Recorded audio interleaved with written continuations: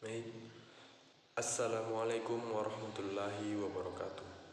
Perkenalkan, nama saya Ismu Sadik Anwar, NIM 1931041041088, kelas PJKRC angkatan 2019. Baik, saya akan memaparkan materi dari panduan pencegahan dan penanganan cedera.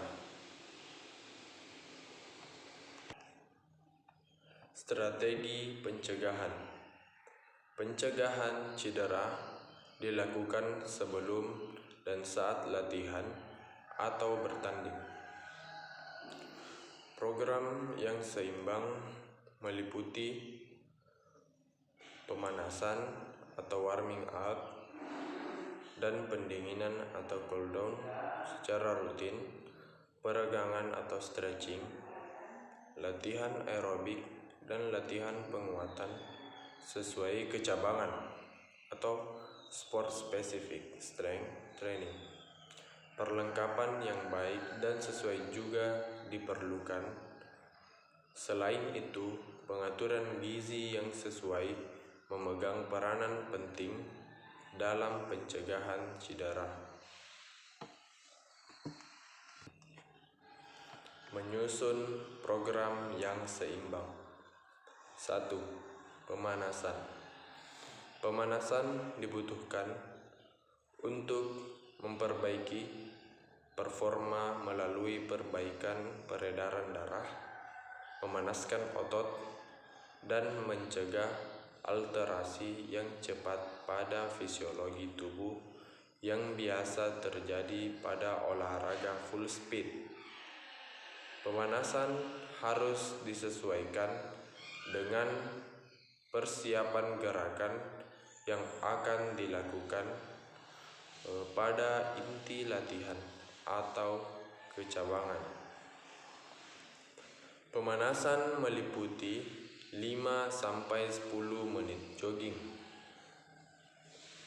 ringan untuk meningkatkan suhu, diikuti 10-15 menit latihan sport specific drill. Direkomendasikan melakukan 10-15 menit untuk stretching dinamis untuk mengurangi kekakuan otot, muscle stiffness. Contoh 8-12 repetisi leg swings terkontrol, arm swings atau torso twist. Yang kedua, pendinginan. Pendinginan membantu mengeluarkan hasil pembuangan metabolisme atau asam laktat dari otot, meredakan nyeri otot atau muscle soreness, dan meredakan terjadinya pusing atau pingsan akibat penumpukan darah vena pada ekstremitas. Pendinginan dilakukan 2-10 menit jogging ringan, 5-10 menit stretching statis, ditahan 30-60 detik dengan ketegangan secara terus-menerus pada otot target. Stretching statis dapat mencegah muscle soreness, cedera, atau kerusakan pada jaringan penghubung. Latihan fleksibilitas. Fleksibilitas didapat dengan stretching yang meliputi semua kelompok otot sesuai kecabangan olahraga, dilakukan sebelum dan sesudah latihan. Stretching setelah latihan lebih bermanfaat daripada stretching sebelum latihan untuk mencegah cedera, khususnya meredakan nyeri otot. Stretching dapat mereda ketegangan otot, resistansi pada jaringan otot, dan berperan penting pada kesehatan persendian karena meningkatkan suhu jaringan, suplai darah, dan lubrikasi persendian, serta memperbaiki performa otot agonis atau flexor. Proprioceptive Neuromuscular Facilitation atau disingkat PNF adalah teknik stretching yang dapat meningkatkan fleksibilitas dalam waktu yang singkat. PNF biasanya dilakukan dengan bantuan orang lain. Teknik ini meliputi tahan atau stretch 6-10 detik, kemudian kontraksi 6-10 detik dilakukan beberapa kali. Namun stretching ini berisiko overstretch jika dilakukan oleh orang yang kurang berpengalaman. Latihan daya tahan. Secara umum, latihan daya tahan aerobik dilakukan 3-5 kali seminggu dengan intensitas sedang 60-85% DNM. Durasi per sesi latihan 30-60 menit. Ada dua latihan yang digunakan adalah steady duration atau long distance dan interval training. Long distance training digunakan untuk persiapan semua jenis otot dengan ciri sesi latihan yang panjang dengan intensitas ringan sampai sedang atau lebih dari 80% DNM, berdurasi 30-2 jam. Manfaat jenis ini adalah membangun daya tahan dan sering bukan olahraga yang spesifik. Namun jenis latihan-latihan ini efek yang cukup lambat jika dilakukan pada tahap kompetisi, sehingga dianjurkan digabungkan dengan interval training. Interval training adalah aktivitas fisik pendek 3-5 menit diikuti periode recovery, kemudian kembali melakukan aktivitas intensitas tinggi. Latihan ini bisa digunakan untuk memperbaiki endurance atau kecepatan, untuk memperbaiki daya tahan. Periode istirahat diperpendek untuk memperbaiki kecepatan. Periode istirahat panjang diikuti istirahat pendek, kemudian latihan dilakukan dengan maksimal atau cepat. Latihan ini dibatasi 30-40 menit. Untuk hasil lebih maksimal, latihan daya tahan harus disesuaikan dengan kecabangan. Contoh, pada sepak bola, sprint selang-seling, lari sambil dribbling bola sepanjang area lapangan, dan diakhiri dengan melakukan shooting pada gawang. Strength conditioning. Latihan ini sangat diperlukan bagi atlet sebagai upaya pencegahan cedera, performa yang efektif dan efisien. Setiap sesi latihan harus diawali dengan pemanasan.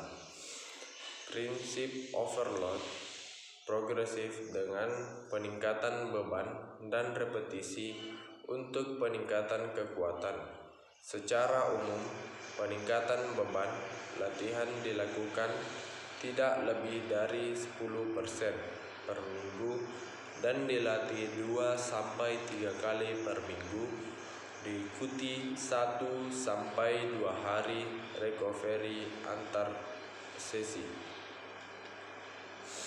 Program latihan penguatan terdiri dari latihan terbuka seperti seated kinetic extension, dengan ankle weight, di mana ujung bagian tubuh yang dilatih bebas bergerak, dan latihan tertutup seperti leg press, di mana ujung badan dibatasi pada lantai atau permukaan lain.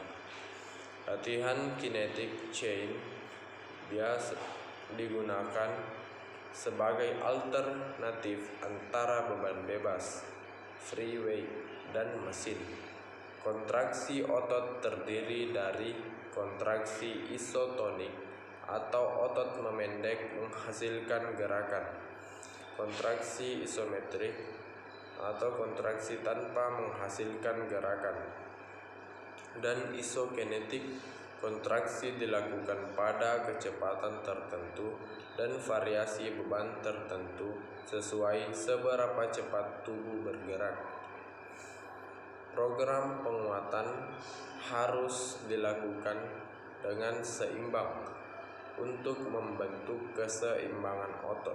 Selain pada otot agonis atau otot utama yang dilatih, otot antagonis atau otot penyetabil dan penyeimbang harus pula dilatih. Misal pada latihan biceps core, otot penyetabilnya adalah otot deltoid. Cross training.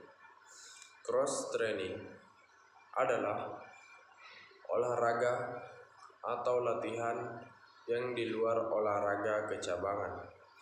Merupakan metode yang sering dilakukan untuk mengurangi resiko cedera karena tidak ada tekanan yang terus-menerus pada persendian dan dapat meningkatkan keseimbangan otot. Latihan ini cocok dilakukan selama latihan maintenance, saat off-season, atau selama istirahat dari latihan. Program latihan harus dilakukan pada periode terbatas. Pada istirahat total tidak lebih dari 2-3 minggu. Latihan ini biasa memberikan istirahat efektif pada persendian saat perbaikan daya tahan keseluruhan. Pemeriksaan secara periodik. Pemeriksaan periodik perlu dilakukan untuk mengetahui perkembangan kebugaran dan mengevaluasi efektivitas latihan. Penilaian dilakukan setiap 2-3 bulan.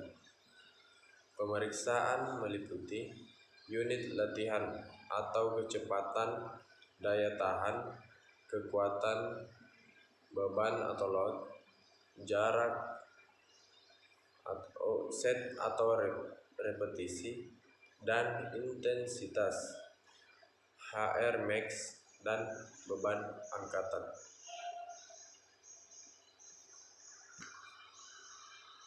Teknik dan perlengkapan yang sesuai. Kesalahan biomekanik biasa disebabkan abnormalitas anatomis statis dan abnormalitas fungsional. Abnormalitas statik biasa diatasi dengan kompensasi alat seperti ortotics. Perubahan fungsional diakibatkan dari kedua abnormalitas, dan koreksi harus diatasi pada latihan. Abnormalitas fungsional biasanya lebih mudah berubah sehingga sering akibat cedera, teknik yang tidak sesuai, atau penggunaan perlengkapan yang tidak memadai. Dua masalah tersebut dapat diatasi dengan memperhatikan pada perlengkapan yang digunakan. Syaratnya adalah proper fit. Perlengkapan harus pas sesuai anatomi individu dan fungsinya. Proteksi atau alat pelindung yang digunakan harus benar-benar aman melindungi.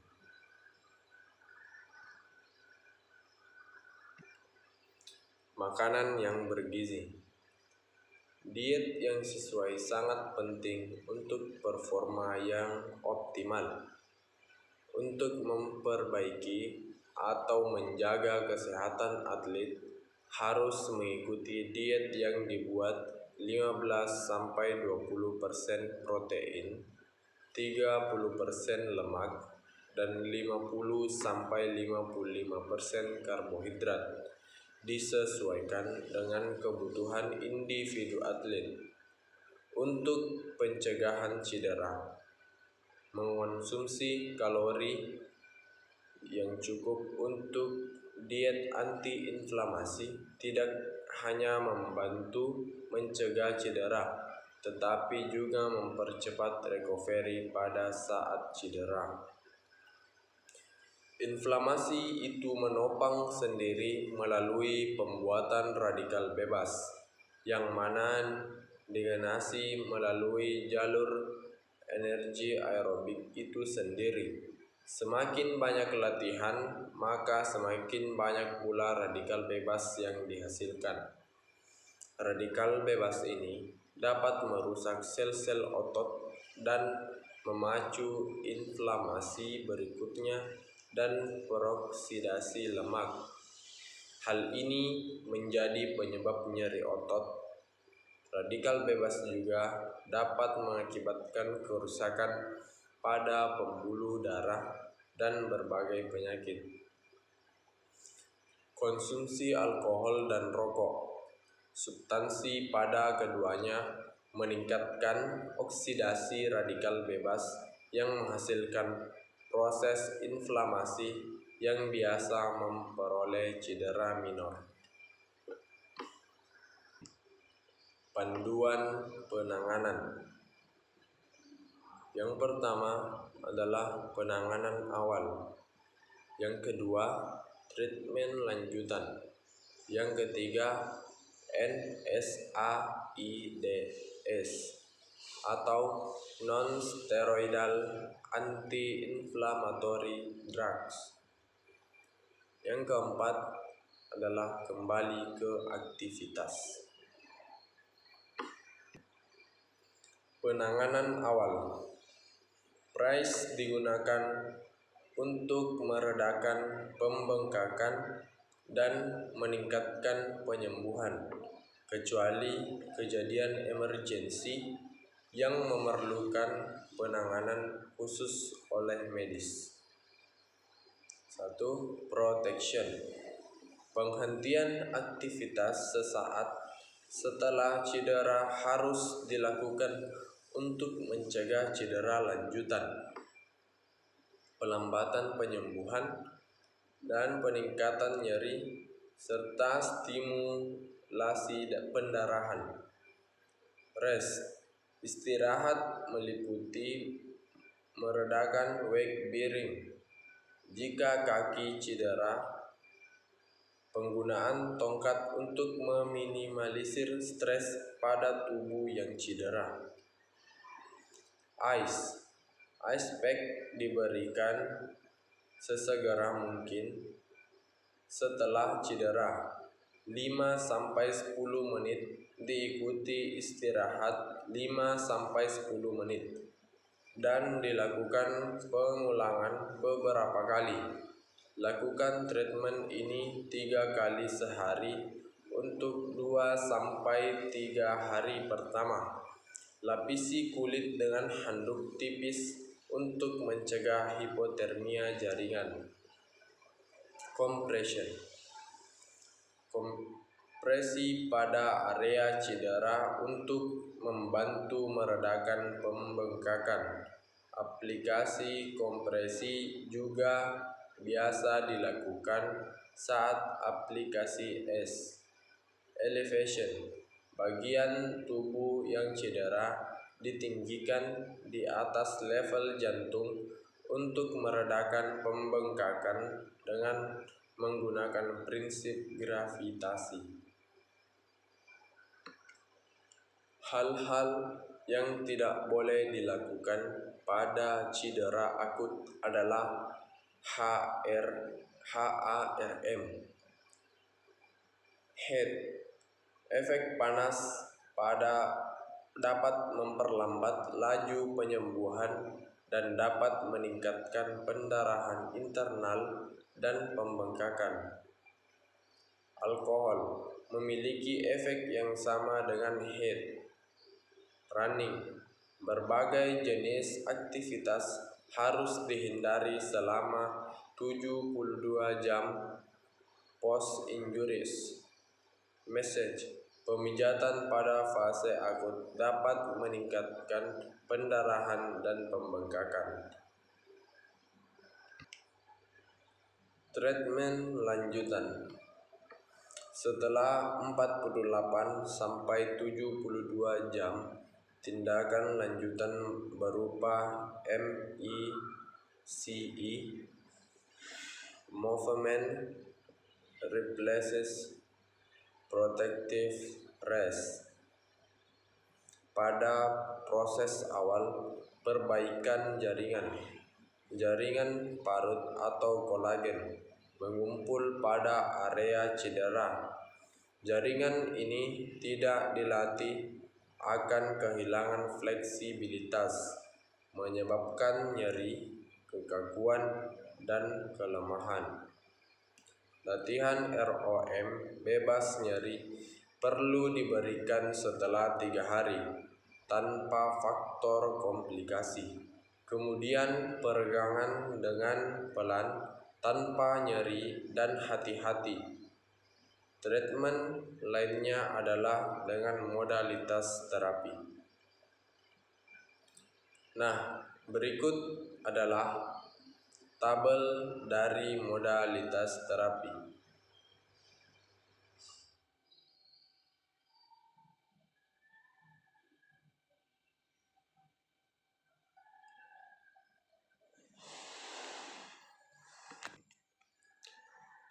NSAIDs atau non-steroidal anti-inflammatory drugs.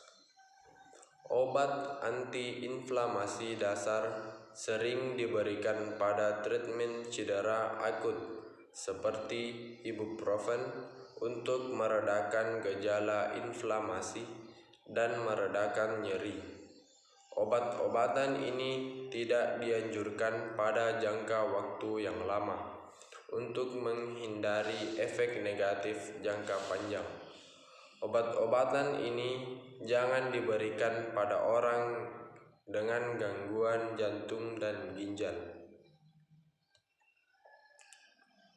Yang terakhir, kembali ke aktivitas. Kembali ke aktivitas dilakukan setelah full ROM dan kekuatan telah kembali 80-90%. Pemberian latihan sesuai kecabangan harus dilakukan seperti melompat, lunging tanpa gangguan. Recovery yang adekuat penting untuk mengembalikan performa ke depannya. Splinting, bracing, dan tapping. Splinting adalah teknik yang sering digunakan untuk perawatan secara fraktur atau cedera ligamen yang parah.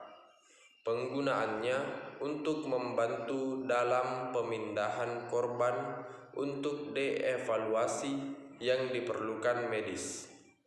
Splinting harus digunakan pada area cedera, pada bagian atas dan bawah sendi yang cedera, contoh, pada fraktur tibia atau fibula. Pembidaian dilakukan dari lutut hingga ankle untuk mencegah kedua sendi tidak dapat digerakkan atau imobilisasi. Pembidaian dapat dilakukan dengan body tapping untuk cedera jari atau dengan elastic wraps, kain, mitela, atau kaos kaki. Aplikasi pembidaian dilakukan harus kencang namun tidak mengganggu sirkulasi darah. Rasakan detak atau denyut nadi pada area bawah cedera.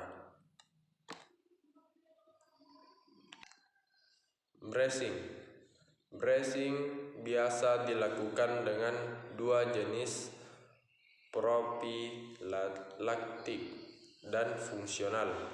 Profilaktik bracing digunakan untuk pencegahan cedera atau meminimalkan keparahan saat terjadi cedera. Dua area yang sering digunakan adalah ankle dan lutut. Functional bracing digunakan pada cedera baru, memberikan perlindungan pada area cedera untuk selanjutnya proses penyembuhan dan penguatan. Tapping. Kegunaan tapping ada 3, yaitu untuk pencegahan cedera. Prophylactic tapping digunakan pada cedera akut dan membantu kembali ke aktivitas. Jangan dilakukan tapping pada area yang bengkak, area cedera yang parah, dan jika diaplikasikan mengganggu aktivitas normal atau lari, cutting, atau melompat. Strategi untuk kondisi kronis. Gaya hidup aktif akan menguatkan tulang, memperlambat hilangnya massa otot, meredakan nyeri sendi dan otot. Walaupun cedera kadang menyebabkan nyeri, namun jangan dijadikan alasan untuk tidak bergerak sama sekali. Gunakan aktivitas yang tidak membebani area cedera, mulai dengan sesi dengan perlahan dan meningkatkan durasi untuk aklimatisasi tubuh dan adaptasi dengan aktivitas baru, seperti lari diganti dengan bersepeda atau berenang. Aktivitas sedang secara intermittent efektif untuk memperbaiki dan meningkatkan kesehatan. Latihan penguatan dan latihan kardio untuk meningkatkan keseimbangan otot untuk aktivitas bebas nyeri. Jenis cedera dan pemeriksaan. Cedera tulang, fraktur ringan atau tidak ada yang berpindah. Fraktur ini dapat dilihat melalui X-ray karena tulang tampak sempurna. Fraktur jenis ini tidak perlu banyak dilakukan tindakan seperti pembedahan. Fraktur terpisah atau displaced biasanya terjadi pada tulang panjang akibat trauma hebat. Fraktur ini meliputi pemisahan atau angulasi segmen fraktur. Biasanya dilakukan pembedahan dan diberikan sisipan lempeng logam untuk menambah kekuatan dan menjaga tulang. Comminuted termasuk fragmentasi atau splintering tulang atau fraktur tubrukan. Bagian tulang yang patah mendorong tulang lainnya sehingga terjadi pemendekan tulang. Tipe ini serius karena tulang kehilangan panjangnya yang mengganggu fungsi tulang tersebut. Biasanya terjadi pada pergelangan tangan akibat jatuh dan menahan dengan tangannya. Fraktur ganda atau compound Fraktur ini meliputi fraktur multiple dengan tulang yang terpisah, bagian yang tumbrukan dan menembus kulit. Fraktur ini biasanya akibat trauma yang parah, seperti kecelakaan sepeda motor, tetapi biasa terjadi pada olahraga high impact seperti cowboy rodeo, rugby, dan football Amerika. Fraktur dislokasi, lepasnya tulang akibat kerusakan ligamen dan otot, mengakibatkan tulang lepas dan dislokasi dari persendian. Biasanya terjadi pada trauma pada balapan atau para layang. Fraktur epifisial, epifise atau pusat pertumbuhan, biasanya terlihat pada pertumbuhan anak-anak. Fraktur terjadi pada tulang masih lunak atau epifise. Klasifikasi fraktur ini disebut Salter tipe 1 hingga tipe 4. Untungnya patah tulang ini jarang terjadi, namun biasa saja terjadi akibat pukulan baseball atau bat.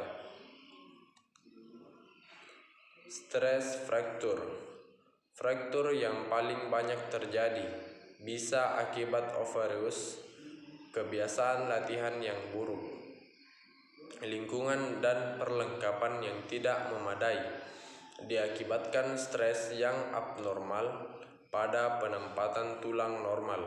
Tidak ada perlakuan khusus pada cedera ini, hanya tidak memberikan beban pada area yang cedera dan pemakaian tongkat beberapa waktu, 3-4 minggu untuk dewasa dan 4-5 minggu untuk atlet usia lanjut.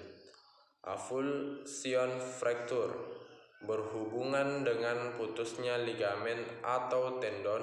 Saat terjadi lepasnya ligamen atau tendon, mungkin tertarik atau avulsi bagian kecil tulang dengan ligamen atau tendon. Vagus treatment pada jaringan lunak daripada frakturnya. Biasanya terjadi pada jari. Baseball catchers sering mengalami hal ini. Cedera ligamen persendian. Sendi ligamen biasa juga tanpa berhubungan dengan sendi. Contoh cedera anterior cruciate ligament atau ACL diakibatkan saat berlari dan berhenti mendadak dan berusaha untuk memotong atau pukulan yang sangat keras pada area luar lutut. Namun yang lebih sering adalah manuver pivoting dan memotong. Sprains ligamen dan sobekan bisa terjadi di area manapun karena ketidakelastisan ligamen. Perlengkapan protektif dan mekanis tubuh yang baik dapat mencegahnya. Osteoartritis merupakan masalah khususnya pada pelari. Bisa terjadi akibat impak langsung pada sendi.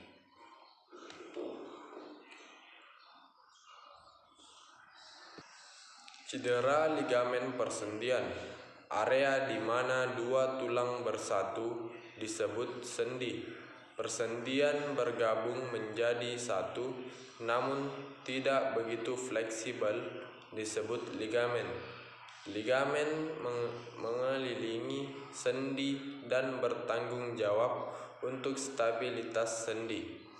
Sesi sendi terdapat sinovium, jaringan tipis yang memberikan cairan untuk melumasi sendi. Sebagian besar cedera sendi dan ligamen diakibatkan penyalahgunaan atau trauma tulang langsung pada tulang di persendian. Jarang karena trauma parah, lebih sering terjadi akibat ligamen cedera. Sendi yang dislokasi bisa mengakibatkan straining atau peregangan terjadi pada sekitar ligamen. Jaringan ligamen tidak begitu elastik. Cedera tendon dan otot. Cedera yang terjadi pada ligamen dan tendon disebut strain. Cedera pada strains bisa berbentuk minor sebagai otot spasme ringan atau pendarahan dan pembengkakan yang signifikan. Tendinitis terjadi saat strain terjadi pada tempat pelekatan otot. Area ini tendon mengalami inflasi, terjadi akibat cedera parah atau bisa karena kondisi kronis. Cedera kronis akibat overuse atau mekanisme tubuh yang buruk. Grade 1. Sobekan minimal serat otot kurang dari 20%. Mild tenderness, tidak ada instabilitas sendi. Grade 2. Sobekan sedang 20-70%. Minimal hingga mild tenderness. Instabilitas sendi ringan. Grade 3. Robekan signifikan lebih dari 70%. Moderate tenderness. Instabilitas sedang. Cedera dan masalah kulit meliputi infeksi kulit akibat jamur, viral dan bakteri. Bagian kaki merupakan yang paling sering terkena infeksi jamur. Dapat diatasi dengan perbaikan kebersihan, menjaga kaki tetap kering, dan memberikan bedak yang cocok untuk atau salep.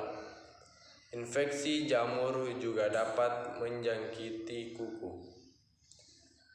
Methicillin resistant staph aureus atau disingkat MRSA adalah infeksi kulit yang serius yang secara periodik menular pada sekitar ruang ganti.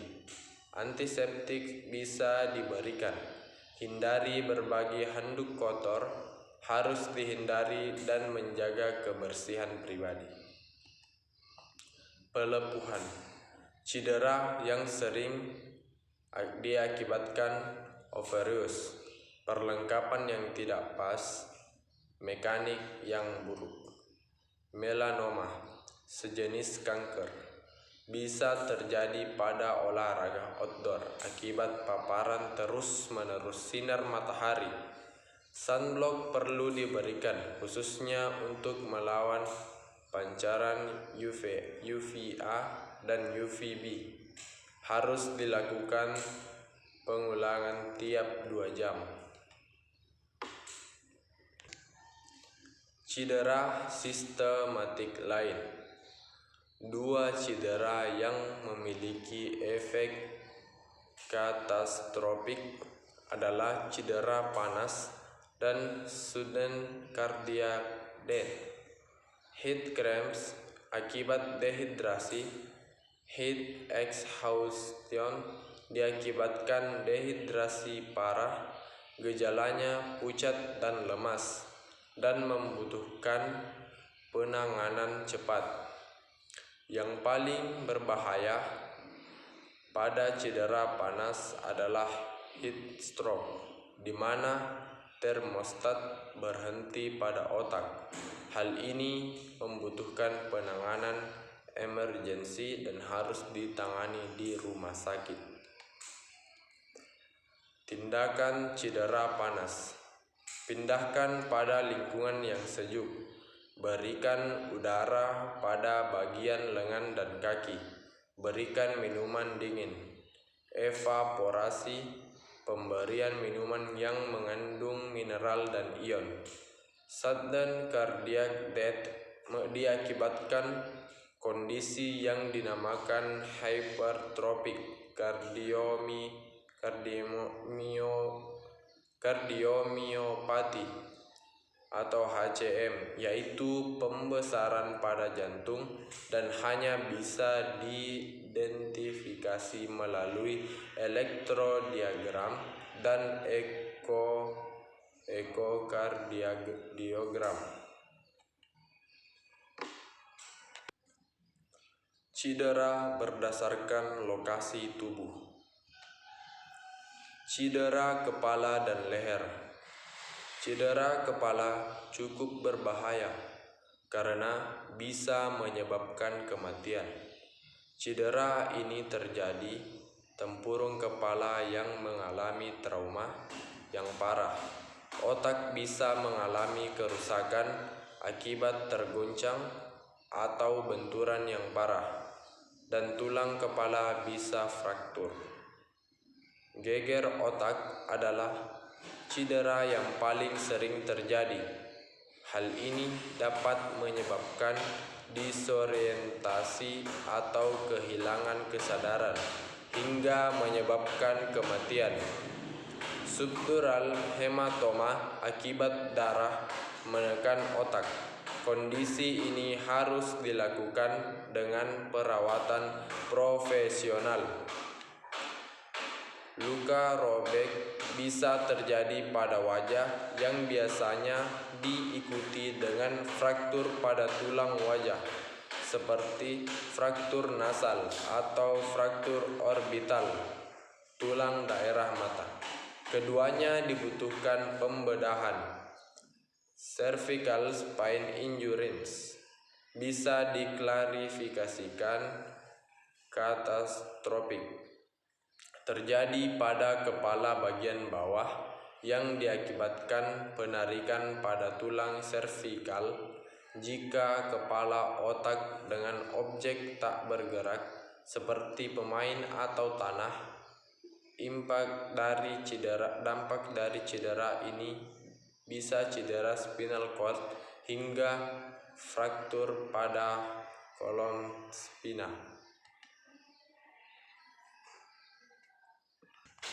Cedera ekstremitas. Cedera ini bisa terjadi pada bahu, siku, lengan, tangan, dan pergelangan tangan. Kemungkinan yang sering terjadi adalah cedera bahu. Cedera bahu meliputi rotator cuff, robeknya labrum, lepasnya pada otot bagian biceps, dan sebagainya.